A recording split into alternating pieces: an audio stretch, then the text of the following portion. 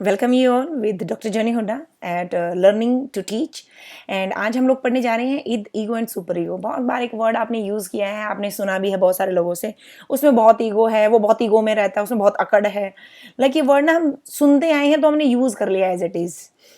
BEd में DElEd में आने से पहले आपको पता ही नहीं था, जानने की कभी कोशिश ही नहीं की कि ईगो अकेला नहीं, इसके दो भाई और हैं, that is Eid and super ego. Right. And Eid क्या है, सुपर ईगो क्या है और ये ईगो एक्चुअल में क्या है, आज हम इसी चैप्टर में पढ़ेंगे अकॉर्डिंग टू सिगमंड फ्रायड। बहुत ही बेहतरीन तरीके से, बहुत ही अच्छे से सिगमंड फ्रायड ने इन चीज़ों को एक्सप्लेन किया है। और ये जैसे कि पिक्चर भी अभी आप देख पा रहे होगे तो इसमें आपको दिख रहा होगा ईद ऊपर लिखा हुआ है, एक इविल टाइप का दिख रहा है। एंड बीच में आपको दिख रहा है एक सुपर ईगोइस्टिक पर्सन, जिसके हेड पे एक एंजल की तरह एक सर्कल घूम रहा है, जो कि सुपर ईगो लाइक एक स्पिरिचुअलिटी को शो करता है, एक आइडियोलॉजी को शो करता है। एंड नीचे आपको दिख रहा होगा ईगो। ये एक्चुअल में क्या है, ये काम कैसे करते हैं, एक आदमी की पर्सनालिटी पर कैसे इफेक्ट डालते हैं, कितना पॉजिटिव होता है, कितना नेगेटिव होता है, वो सारी चीजें आज हम इस वीडियो के थ्रू पढ़ेंगे। एंड इसी के साथ मैं आपको आगे लेके चलती हूँ according to Sigmund Freud what is the concept of ego and super ego. According to Sigmund Freud, human personality is a complex and has more than a single component. एक सिंगल कंपोनेंट नहीं है personality के अंदर, Sigmund Freud ने ऐसे कहा है in his famous psychologist theory of personality. Personality is a composed of 3 element. इनका कहना है कि पर्सनालिटी 3 एलिमेंट्स के साथ बनी हुई है। These 3 element of personality known as id, ego and super ego work together a create complex human behaviour. ये तीनों चीजें ही मिलके ह्यूमन बिहेवियर को डेवलप करते हैं। ये कैसे वर्क करता है वो चीजें मैं आपको आगे बताती हूँ।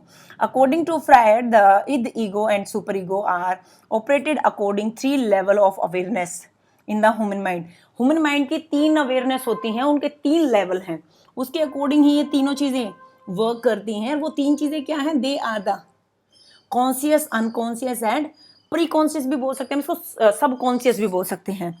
सिगमंड फ्रायड का कहना है कि जैसा कि आप पिक्चर में भी देख पा रहे होंगे कि हमारे पास ना 3 माइंड होते हैं, और उन तीनों माइंड में जो सबसे पहला माइंड है, जो सबसे ज़्यादा एक्टिव होता है, जो सबसे ज़्यादा वर्क करता है, वो था कॉन्शियस माइंड, वो 10% ही वर्क करता है।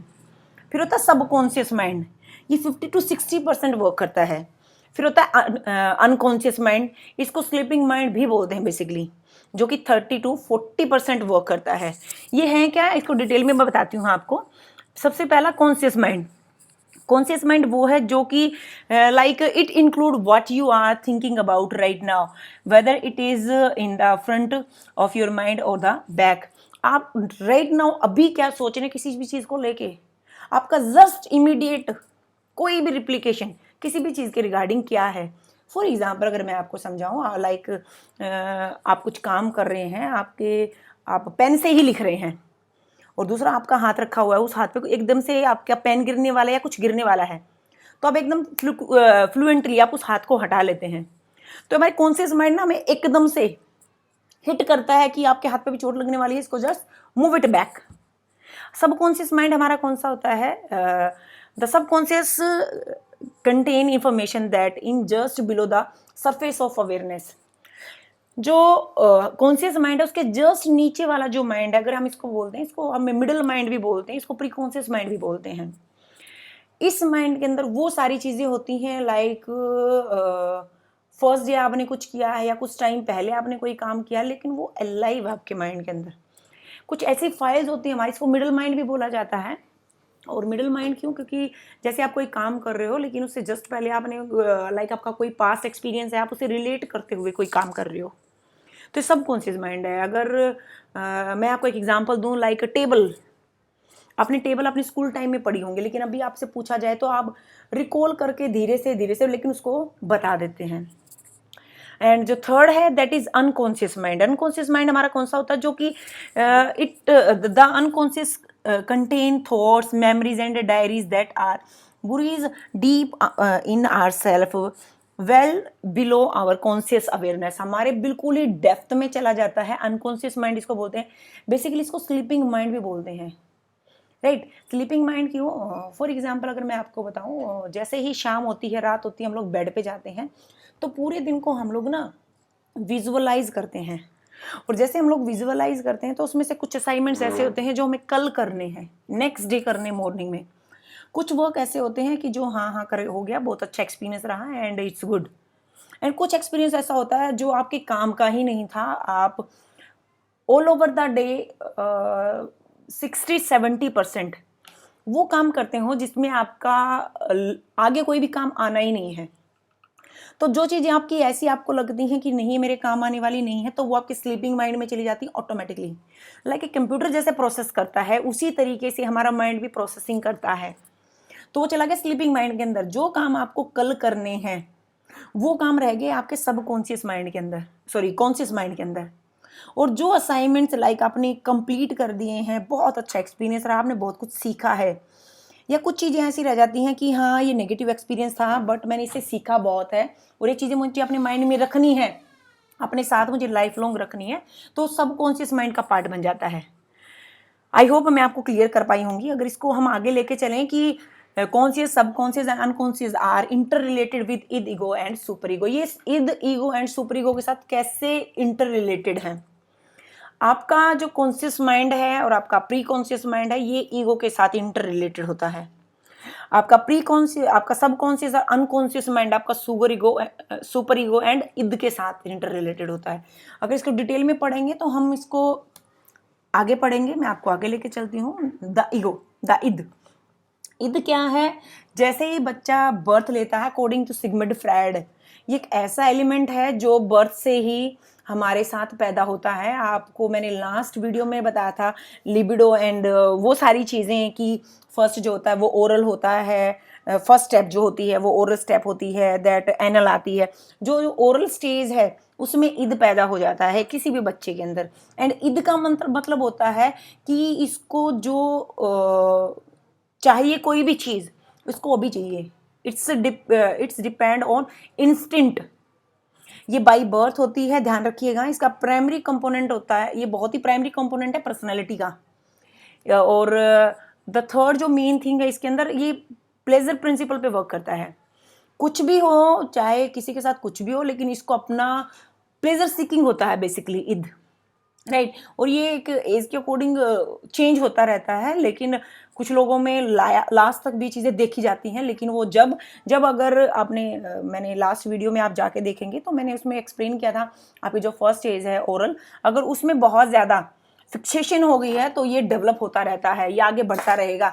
अगर वहाँ पर एक सही मेंटेन करके आगे चले हैं तो वो चीज़ें आगे कन्वर्ट हो जाती हैं। दूसरी चीज़ आती है द ईगो।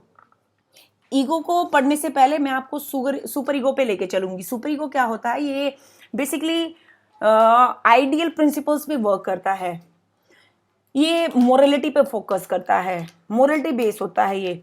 और अगर देखा जाए आसपास जितनी भी चीज़ें गलत हो रही हैं उनके बारे में इसका परसेप्शन आइडियलिस्टिक होता है कि नहीं ये नहीं होना चाहिए, वो होना चाहिए, ऐसा नहीं होना चाहिए, ऐसे करना चाहिए, राइट। अब अगर मैं आपको बताऊं द ईगो, ईगो क्या है? ये रियलिटी बेस है। अगर ईगो, सुपर ईगो और इद तीनों को एक साथ में कंपेयर किया जाए तो जो ईगो है वो बैलेंस का काम करता है, वो एक ड्राइव का काम करता है, वो एक तरीके से होल्ड करके रखता है। फॉर एग्जांपल अगर मैं आपको दूं, आपके पास लाइक कोई कार है जिसकी speed for example 250 kilometre per hour है, तो इद बोलता है कि अगर इसकी कैपेसिटी 250 है तो हमें इसको 250 पे ही रन करना चाहिए। तो यहाँ पर सुपर ईगो कहता है कि नहीं 250 नहीं, यहाँ पर तुम्हें भी चोट लग सकती है, यहाँ पर रोड पे जो भी लोग हैं किसी के साथ एक्सीडेंट हो सकता है और उनको भी चोट लग सकती है। तो यहाँ पर जो ईगो है वो एक मीडियोकर का काम करता है, एक मीडिएटर का काम करता है। ये क्या कहता है कि नहीं ऐसा करते हैं, यहाँ से निकलते हैं एक बार भीड़ से, खुले में लेके चलते हैं, जहाँ भीड़ नहीं होगी, जहाँ पर बिल्कुल खाली रोड होगा वहाँ पे लेके चलते हैं। लेकिन वहाँ पर भी इसको 250 पे रन ना करके इसको हम 150-200 पे रन करते हैं, वहाँ पर चलाते हैं, राइट। तो ये मीडियोकर का काम करता है बेसिकली। फ्रायड ने बोला है, इसको कंपेयर किया है id to a horse and ego to a horse rider. The horse provide the power and the motion, yet the rider provide direction and guidance. Ego के बगैर ईद नाम का जो घोड़ा है वो अनकंट्रोल्ड हो जाता है, बिकॉज ईगो उसको सही तरीके से ड्राइव करता है, गाइड करता है और उसको फॉलो करता है, तो एक इंसान बहुत ही सही तरीके से आगे बढ़ जाता है। सो आज आप लोगों ने पढ़ा कि आज तक जो हम पढ़ रहे थे कि इसमें ईगो बहुत है, ईगो बहुत है, तो ego is a positive way and id is a negative. एक बार रिवाइज भी अगर हम करने लगे, what is it? I want to do this now. And what is super ego said?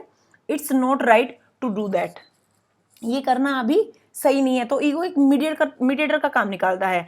May be we can compromise करवा के दोनों का सेटलमेंट करवा के दोनों का काम बनवा देता है। इन फ्यूचर आपको भी ये चीज़ें ज़रूरी होंगी समझना। किसी को भी आप बताओगे तो ego is a positive, ego is not a negative, Eid is a negative. And Eid एक एज तक डेवलप होता है, लेकिन वो चेंज हो जाता है अगर सही तरीके से प्रैक्टिस करवाई जाए तो। आपने लास्ट वीडियो में अगर आप जाओगे, साइकोसेक्सुअल जो थ्योरी मैंने करवाई है लास्ट वीडियो में, उसको अगर आप सही से पढ़ेंगे, उसमें 5 स्टेजेस हैं। हर स्टेजेस को अगर सही तरीके से प्रैक्टिस करवाई जाए एक लेवल के अकॉर्डिंग, फिक्सेशन ना करवा के, तो वो सही तरीके से वो आगे बढ़ता है। एंड ईगो होना ज़रूरी है, मैंडेट है। अगर ईगो ना हो तो चीज़ें बैलेंस नहीं हो पाएगी। अगर ईद है तो भी खतरनाक है, और सुपर ईगो है तो आदमी सर्वाइव ही नहीं कर पाएगा। बिकॉज वी नो दैट कि आज के टाइम में सर्वाइव करना मुश्किल है या आसान है, राइट? आई होप मैं आपको कंटेंट क्लियर कर पाई होंगी। And with this, thank you.